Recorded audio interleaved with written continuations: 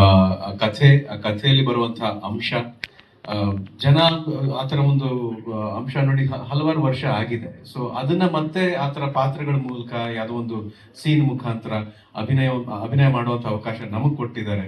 ನನಗಾಗ್ಲಿ, ಪ್ರಿಯಾಂಕಾ ಅವ್ರಿಗಾಗ್ಲಿ, ಬಲರಾಜ್ ಸರ್ಗೆ, ನವನೀತಾ ಮೇಡಮ್ ಅವ್ರಿಗೆ, ನಮ್ಮೆಲ್ಲ ಇಲ್ಲಿ ಹುಡುಗರು ಬಹಳ ಖುಷಿ ಪಟ್ಟು ಕೆಲಸ ಮಾಡಿದೀವಿ ಈ ಸಿನಿಮಾದಲ್ಲಿ.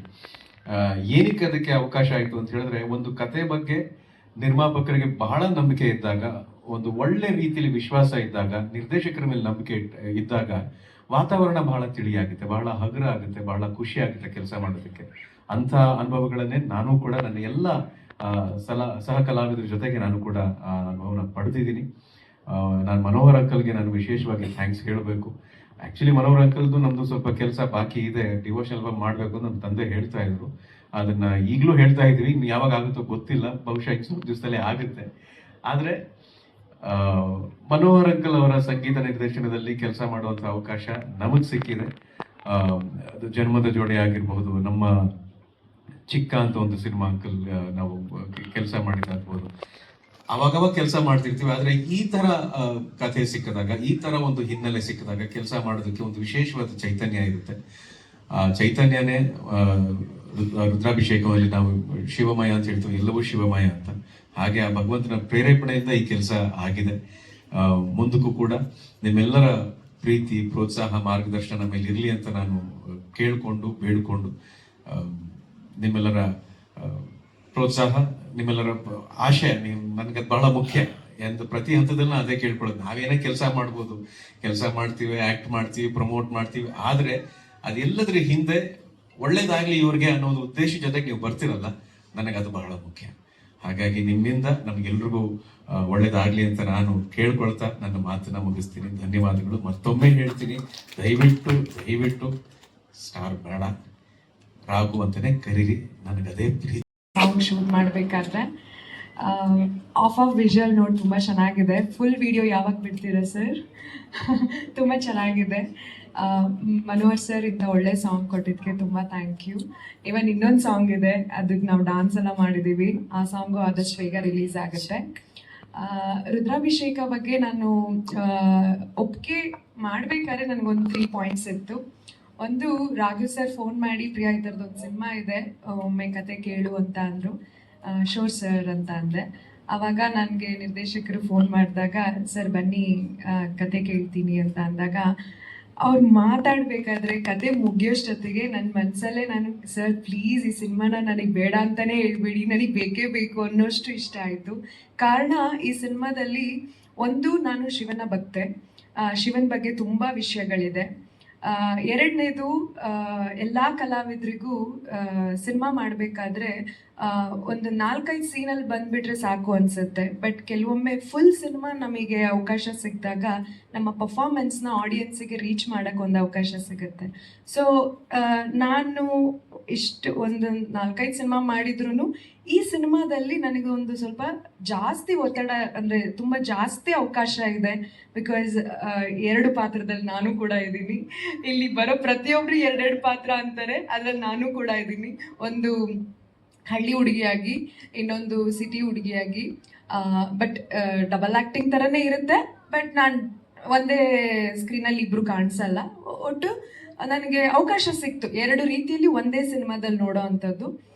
ಅದನ್ನ ಕೇಳಿದ ತಕ್ಷಣ, ಅಯ್ಯೋ ಇದು ನಾವು ಬಿಟ್ಟರೆ ಸಿಗಲ್ಲ ಈ ಥರ ಅವಕಾಶಗಳು ಕೆಲವೊಮ್ಮೆ ಕಲಾವಿದರಿಗೆ ಅಂತ ಹೇಳಿ, ಅದು ಭಾಳ ಖುಷಿಯಾಗಿದ್ದ ವಿಷಯ ಫಸ್ಟ್. ಆಮೇಲೆ ನನಗೆ ರಾಘು ಸರ್ ಜೊತೆ ಆ್ಯಕ್ಟ್ ಮಾಡಬೇಕು ಅನ್ನೋದು ನನಗೆ, ನಾವು ಚಿಕ್ಕ ವಯಸ್ಸಿಂದನೂ, ಸರ್ ಮತ್ತೆ ಹೇಳ್ಬಿಡಿ, ನಾವು ಚಿಕ್ಕ ವಯಸ್ಸಿಂದನೂ ತುಂಬ ಇಷ್ಟಪಟ್ಟು ಬಂದಿರೋದು. ಸೊ ನಮಗೆ ರಾಘು ಸರ್ ಜೊತೆ ಅವಕಾಶ ಸಿಕ್ಕಿದಾಗ ನನಗೂ ಭಾಳ ಖುಷಿ ಆಯಿತು. ಅವ್ರ ಜೊತೆ ಸ್ಕ್ರೀನ್ ಅಪಿಯರೆನ್ಸ್, ಸ್ಕ್ರೀನ್ ಶೇರ್ ಮಾಡಿದಾಗ. ಆಮೇಲೆ ಸೆಟ್ಟಲ್ಲಂತೂ ನಂಗೆ ತುಂಬಾ ಖುಷಿ ಇತ್ತು ಈ ಸಿನಿಮಾ ಮಾಡಬೇಕಾದ್ರೆ. ನಾನೊಬ್ಳು ಕಲಾವಿದೆಯಾಗಿ, ಆ್ಯಕ್ಟ್ರೆಸ್ ಆಗಿ ಫೀಲೇ ಆಗಲಿಲ್ಲ.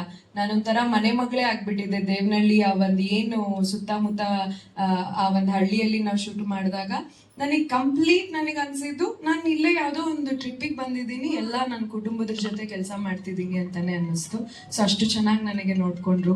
ಆಮೇಲೆ ನಮ್ಮ ಪ್ರೊಡ್ಯೂಸರ್ಸ್ಗಳ ಬಗ್ಗೆ ಹೇಳಬೇಕು ಅಂತ ಅಂದರೆ, ಒಗ್ಗಟ್ಟಲ್ಲಿ ಬಲವಿದೆ ಅನ್ನೋದು ಒಂದು ಸಾಕ್ಷಿಯಾಗಿ ನಿಂತಿದ್ದಾರೆ ನಮ್ಮ ಸಿನಿಮಾ ನಿರ್ಮಾಪಕರು. So all the best sir ನಿಮ್ಮೆಲ್ರಿಗೂ. ಸೊ ಮತ್ತೆ ನನ್ನ ಎಲ್ಲಾ ಸಹ ಕಲಾವಿದ್ರಿಗೆ ನಾನು ಖುಷಿಯಾಗಿ ನಾನು ಹೇಳ್ಕೊಳ್ತೀನಿ, ತುಂಬಾ ಸಪೋರ್ಟ್ ಮಾಡಿದ್ರು. ನನ್ನ ಅಜ್ಜಿ ಪಾತ್ರ ಇರ್ಬೋದು, ನನ್ನೆಲ್ಲಾ ವಿಲನ್ಸ್ ಇವರು ಚೆನ್ನಾಗಿ ಹೊಡೆದಿದ್ದೀನಿ ನಾನು. ಆಮೇಲೆ ನಿಜ ಹೇಳ್ಬೇಕು ಅಂತಂದ್ರೆ ಅವ್ರಿಗೆ ಹೊಡಿಬೇಕಲ್ಲ ಯಾರ್ಯಾರನ್ನೋ ನೆನೆಸ್ಕೊಂಡೆಲ್ಲ ಹೊಡೆದಿದ್ದೀನಿ. ಬಿಕಾಸ್ ಕ್ಲೈಮ್ಯಾಕ್ಸ್ ಅಲ್ಲಿ ನನಗೆ ಸರಿಯಾಗಿ ರಿವೆಂಜ್ ತೀರ್ಸ್ಕೊಡೋದೇ ಈ ಸಿನಿಮಾದಲ್ಲಿ ಬರುತ್ತೆ. ಸೊ ನನ್ನ 4 ಪಾತ್ರಧಾರಿಗಳಿಗೆ ಚೆನ್ನಾಗಿ ಹೊಡೆದಿದ್ದೀನಿ. ಸೊ ಮಜಾ ಮಾಡಿದ್ದೀನಿ ನಾನು ಸಿನಿಮಾ ಶೂಟಿಂಗ್ ಮಾಡಬೇಕಾದ್ರೆ. ಸೊ ಈ ಸಿನಿಮಾ ನಿಜವಾಗ್ಲೂ 1-2 ಅವರ್ ನೀವು ಕುತ್ಕೊಂಡು ಸಿನಿಮಾ ನೋಡ್ಬೇಕಾದ್ರೆ ಒಂದು ಒಳ್ಳೆ ಎಂಟರ್ಟೈನ್ಮೆಂಟ್ ಸಿಗುತ್ತೆ. ಖಂಡಿತವಾಗ್ಲೂ ಥಿಯೇಟ್ರಿಗೆ ಬನ್ನಿ, ಸಿನಿಮಾ ನೋಡಿ. ನಮ್ಮ ಕನ್ನಡದ ಎಲ್ಲ ಕಲಾವಿದರಿಗೂ, ಎಲ್ಲ ಸಿನಿಮಾ ಮಾಡ್ತಿರೋರಿಗೂ ನಿಮ್ಮ ಸಪೋರ್ಟ್ ಯಾವಾಗಲೂ ಹೀಗೆ ಇರಬೇಕು. ಹಾಗೆ ನೀವು ನಮ್ಮ ಪತ್ರಕರ್ತರು ದಯವಿಟ್ಟು ರೀಚ್ ಮಾಡಿಸಿ ಆಡಿಯನ್ಸಿಗೆ ಅಂತ ನಾನು ಕೇಳ್ಕೊಳ್ತೀನಿ. Thank you. ಏನು ಮಾಡಿದ್ದೀನಿ, ನನಗೆ ತುಂಬಾ ಸಂತೋಷ ಆಗಿದೆ. ಹಾಗೆ ಈ ಪಿಕ್ಚರ್ನ ನೀವೆಲ್ಲರೂ ಥಿಯೇಟರ್ಗೆ ಬಂದು ನೋಡಿ ಯಶಸ್ವಿ ಮಾಡಬೇಕು ಅಂತ ಇದ್ರ ಮೂಲಕ ಕೇಳ್ಕೊತಾ ಇದ್ದೀನಿ. ಧನ್ಯವಾದಗಳು. Navanita madam, thank you so much. ಧನ್ಯವಾದಗಳು. ಮೇಡಮ್ ಮಮತಾ ಅವರೇ, ಏನ್ ಹೇಳ್ತೀರಿ ತಮ್ಮ ಪಾತ್ರದ ಬಗ್ಗೆ? ಇಲ್ಲಿ ಸೇರಿರುವಂತಹ ಎಲ್ಲ ಪತ್ರಿಕಾ ಮಾಧ್ಯಮದವರಿಗೂ ನನ್ನ ನಮಸ್ಕಾರಗಳು, ಹಾಗೂ ನಿರ್ಮಾಪಕರಿಗೂ ನಿರ್ದೇಶಕರಿಗೂ ನನ್ನ ಧನ್ಯವಾದಗಳು.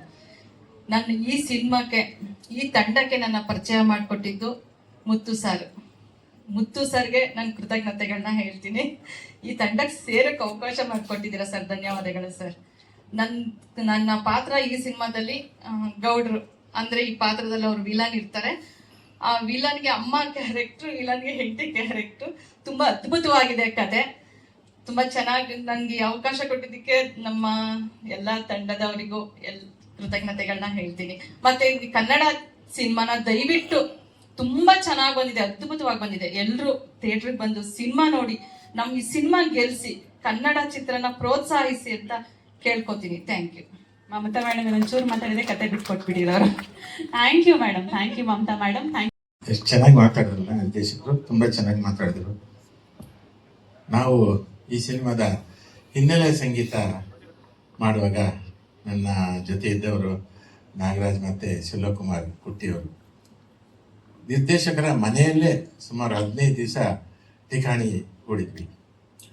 ಆಗ ನಮಗೆ ಎಷ್ಟು ಚೆನ್ನಾಗಿ ಆದರಾತಿಥ್ಯ, ಬಗೆ ಬಗೆಯ ಊಟ ತಿಂಡಿ ಎಲ್ಲ ಮಾಡಿಕೊಟ್ಟಂಥವರು ನಿರ್ಮಾಪಕರಲ್ಲಿ ಒಬ್ಬರಾದಂತಹ ಕುಸುಮಾ ಅವರು.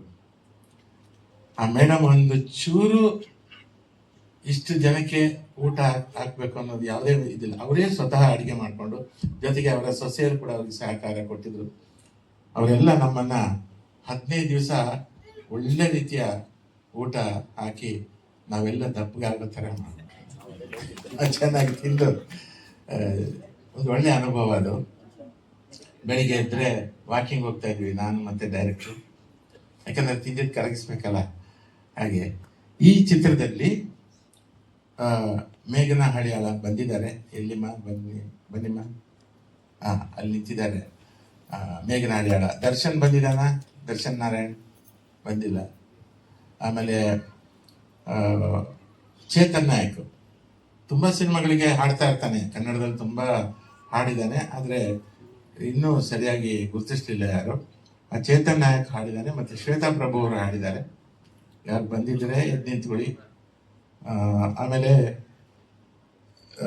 ರಿಷಬ್ ಮೆಹ್ತಾ ಅಂತ, ಈತ ಮೂಲತಃ ರಾಜಸ್ಥಾನಿ ಆದರೂ ಕೂಡ ಕನ್ನಡ ಚೆನ್ನಾಗಿ ಬರುತ್ತೆ, ಚೆನ್ನಾಗಿ ಕೀಬೋರ್ಡ್ ನುಡಿಸ್ತಾನೆ, ಚೆನ್ನಾಗಿ ಹಾಡ್ತಾನೆ. ಹೀಗಾಗಿ ನಾವು ಏನು ಮಾಡಿದ್ವಿ, ಎಲ್ಲ ಇಲ್ಲಿಯ ಸ್ಥಳೀಯ ಗಾಯಕರನ್ನೇ ನಾವು ಇದರಲ್ಲಿ ಹಾಡಿಸಿದ್ವಿ. ಆಮೇಲೆ ಈ ವೀರಗಾಸೆಯ ಹಾಡುವಾಗ ನನಗೆ ಅನಿಸಿದ್ದು ನಮ್ಮ ವಿಷ್ಣು ರಾಮನ್ ಅವರು. ಬಹಳ ವರ್ಷಗಳಿಂದ ಕನ್ನಡ ಚಿತ್ರರಂಗದಲ್ಲಿ SPB ಅವರ ರೀತಿಯಲ್ಲಿ ಹಾಡ್ತಾ, ಸ್ವತಃ ಬೇರೆ ಚಿತ್ರಗಳಿಗೆ ಅವ್ರದ್ದೇ ಒಂದು ಧ್ವನಿಯಲ್ಲಿ ಹಾಡ್ತಾ ಇದ್ದಂತಹ ಎಲ್ಲರಿಗೂ ಗೊತ್ತು. ವಿಷ್ಣು ರಾಮನ್ ಅಂದರೆ ಎಲ್ಲರಿಗೂ ಗೊತ್ತು. ಅವರು ಇದರಲ್ಲಿ ಹಾಡಿದ್ದಾರೆ. ಹೀಗೆ ಗಾಯಕಿಯರೆಲ್ಲ ಬಳಗ ನಮ್ಮ ಕನ್ನಡದವರದೇ ಆಗಿದೆ. ಹಾಗೆ ಕೆಲಸ ಮಾಡ್ತಾ ನಮಗೆ ನನ್ನ ಮೇಲೆ ನಮ್ಮ ಡೈರೆಕ್ಟರ್ ದೃಷ್ಟಿ ಏನೋ ಬಿತ್ತು. ಏನಾದ್ರು ಸುಮ್ಮನೆ ಮಾಡಬಾರ್ದು, ನಿಮ್ಗೆ ಆ್ಯಕ್ಟಿಂಗ್ ವಿಶೇಷವಾಗಿ ಕೊಡಬೇಕು ಅಂತ ನನಗೊಂದು ವಿಶೇಷ ಗೆಟಪ್ ಕೊಟ್ಟರು. ನಾನು ಫೋಟೋ ನೋಡಿದಾಗ ನನ್ನ ಗುರುತು ನನಗೆ ಸಿಗಲಿಲ್ಲ. ಆ ಥರದ್ದು ಗೆಟಪ್ ಕೊಟ್ಟರು. ಅದಕ್ಕೆ ಸಾಧ್ಯ ಆದಷ್ಟು ಪ್ರಯತ್ನ ಪಟ್ಟು, ಇನ್ನೊಂದು ಏನಂದ್ರೆ ಡೈರೆಕ್ಟ್ರು ಏನು ಹೇಳ್ಕೊಟ್ರು ಅದೇ ತರ ಮಾಡಿದ್ರಿ.